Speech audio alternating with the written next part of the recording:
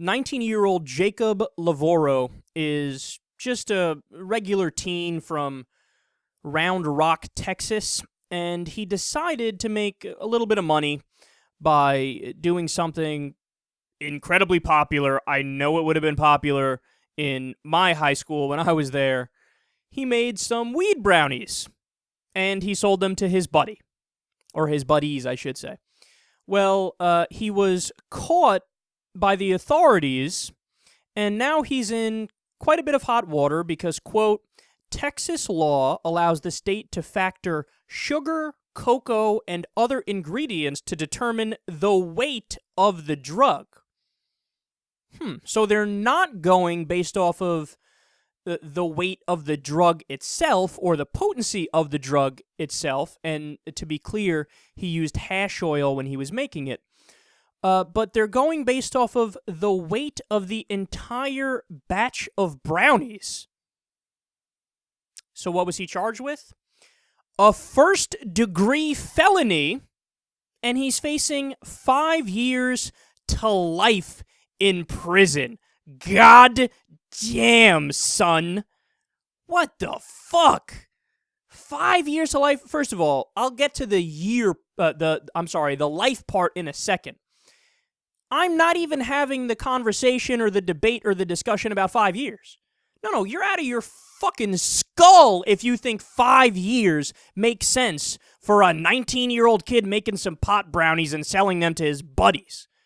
Are you kidding me? That's barely worthy of a punishment from your parents, in my opinion. Okay? Now, we all, as all the listeners already know, and as I'm sure a lot of you guys already believe too, I mean, weed should be legal on a federal level. I mean, it just should be legal. Okay? And by the way, 59% of the American people agree with us. So a majority of the American people agree with us. And what would the age be to allow people to smoke it or eat it or whatever?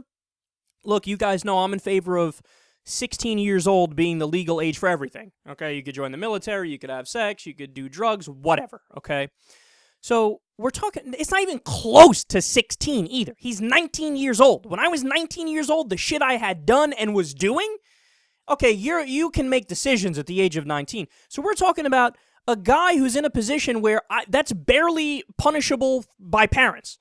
Like if me or one of my friends, our parents caught us doing that, maybe they're like, come on, man, what the fuck you doing? Get your shit together. Are you really selling pot brownies? Stop it. Don't be silly. If you want to give them out, that's fine, but don't sell them. Come on, you might get in trouble that way. Maybe worthy of a suspension from your school or even being expelled, but that's still too far. 5 years in jail. But it's not even just that. Again, it's 5 years to life. He might spend life behind bars because he dared to be a 19-year-old person. You know, who doesn't have pot brownies or eat them or indulge in other substances when you're 19 years old? Fuck, I do it now, and I'm 26.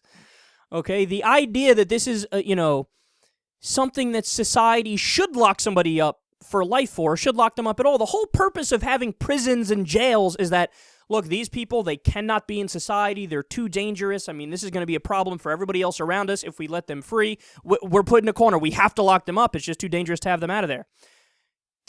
Not only is this not dangerous, you're punishing him for bringing joy to people. You're punishing him for making everybody enjoy a night or two.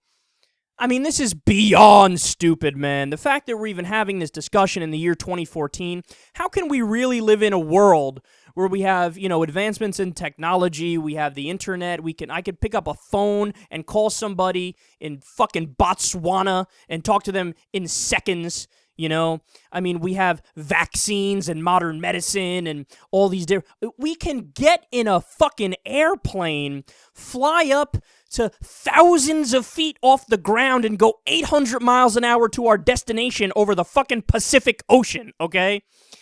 And at the same time this is going on, we still lock people up for enjoying a substance when they're not hurting anybody else or selling a substance that other people will enjoy.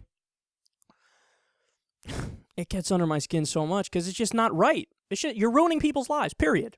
Like, the actual crime here, if you really think about it, where's the actual crime? The crime is on behalf of the government. The government is committing a crime against humanity by ruining somebody's life simply because they want to, eat some pot brownies or sell them or share them or whatever. Okay? Look, bottom line, man, it's a matter of principle. You know, people should be able to put in their body whatever they want to put in their body or sell those things because there's no victim. There's no crime being committed here. There's nobody laying on the ground in a pool of blood. There's nobody who just had, their money or their property stolen. We're talking about a business transaction here, and this is the reaction. It's so sickening. And this guy's attorney, Jack Holmes, he spent 10 years as a police officer, so he's behind that blue shield. And you know what he said? Quote, "I've been doing this for 22 years as a lawyer, and I've got 10 years as a police officer, and I've never seen anything like this before." In other words, stop. You're being ridiculous. You're being silly. If this guy has to spend a day behind bars, we need to immediately put pressure on the Obama administration and say, you better pardon this guy right now, okay? Get him out of there. Not only get him out of there, and then offer a sincere apology on behalf of all the different governments of the United States of America, because this is pathetic.